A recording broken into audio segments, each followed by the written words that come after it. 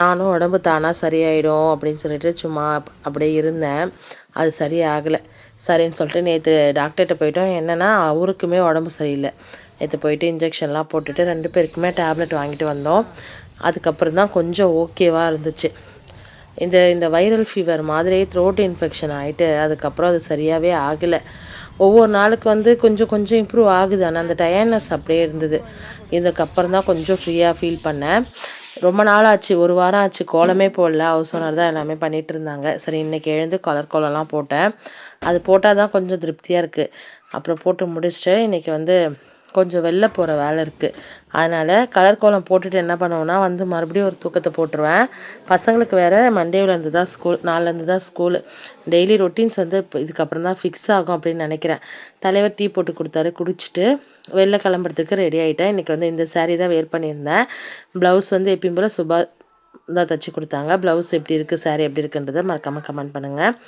First ஒரு மாதிரி தலை சீவி பார்த்தா அது நல்லா இல்லை. அதுக்கப்புறம் எப்பயும் மாதிரியே சீவிட்டு பசங்களும் தான் இன்றைக்கி வெளியில் வந்திருந்தாங்க. நான், அவங்க, பசங்க எல்லாருமே 4 பேருமே சேர்ந்து போயிருந்தோம். சின்ன பாப்பா எப்படி இருக்கா அப்படின்றதையும் எனக்கு மறக்காமல் கமெண்ட் பண்ணுங்கள்.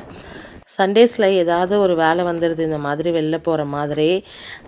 அது அவாய்ட் பண்ண முடியாத ஒர்க்காக இருக்குது. அதனால் போயிட்டு வர மாதிரி தான் இருக்குது. அப்புறம் வரக்குள்ளே தோட்டத்துலேருந்து கத்திரிக்காய் அப்போ தான் பறிச்சிட்டு விற்றுட்ருந்தாங்க. சொரக்காவும் ஃப்ரெஷ்ஷாக இருந்தது. 2 இதையும் வாங்கிக்கிட்டு சிக்கன் கொஞ்சம் எடுத்துகிட்டு வந்துட்டோம்.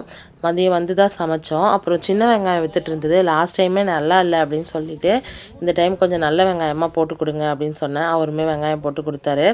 1.5 கிலோ 50 ரூபான்னு சொல்லிட்டு வாங்கிட்டு வந்திருந்தோம்.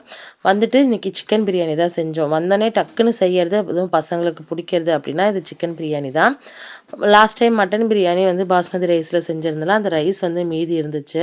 ஸோ பசங்களுக்கு இன்றைக்கி அதிலே செஞ்சு கொடுத்துடலாம் அப்படின்னு சொல்லிட்டு லைட்டாக அடி பிடிச்சிருச்சு. அது ஒரு சிஸ்டர் கமெண்ட் பண்ணியிருந்தீங்க, அடி பிடிச்சிருச்சு அப்படின்னு சொல்லிட்டு. ஆமாம், இன்றைக்கி லைட்டாக அடி பிடிச்சிருச்சு. எமர்ஜென்சியாக செஞ்சேன்னா அது கொஞ்சம் தீயை அதிகமாக வச்சுட்டேன் அதனால். ஆனால் பிரியாணி மற்றபடி உதிராக டேஸ்ட்டாகவே இருந்தது. பசங்க சாப்பிட்ணுன்றதுக்காக நான் இந்த ஸ்பைசஸ் மசாலாலாம் கொஞ்சம் கம்மியாக தான் ஆட் பண்ணுவேன். அப்படி இருந்தால் தான் அவங்களுக்குமே சாப்பிட பிடிக்கும். அதனால் தட்டில் அப்படியே சூடாக சாப்பாடு போட்டுட்டு அப்புறம் கொஞ்சம் ஆனியன் ரைத்தா, கொஞ்சம் சிக்கன் ஃப்ரை பண்ணியிருந்தேன், அதை வச்சுட்டு ஒரு முட்டை வச்சு சாப்பிட்றதுக்கு மணி 3:30 ஆகிடுச்சு. அந்த நல்ல பசி எடுத்த அந்த நேரத்தில் 3:30 மணிக்கு சுட சுட தட்டில் பிரியாணி வச்சு அதை சாப்பிட்றது ஒரு தனி ஹாப்பியாக இருக்கும். அதாவது நம்ம கொஞ்சமாக சாப்பிட்டாலும் நமக்கு ஃபுல்ஃபில்லாக இருக்கும். இந்த டே இப்படி தான் போச்சு. நைட்டு சப்பாத்தியோட தேங்காய் சட்னியோட இந்த நாளை முடிச்சாச்சு. வீடியோ பிடிச்சிருந்தால் லைக் பண்ணுங்கள். நம்ம சேனல் சப்ஸ்கிரைப்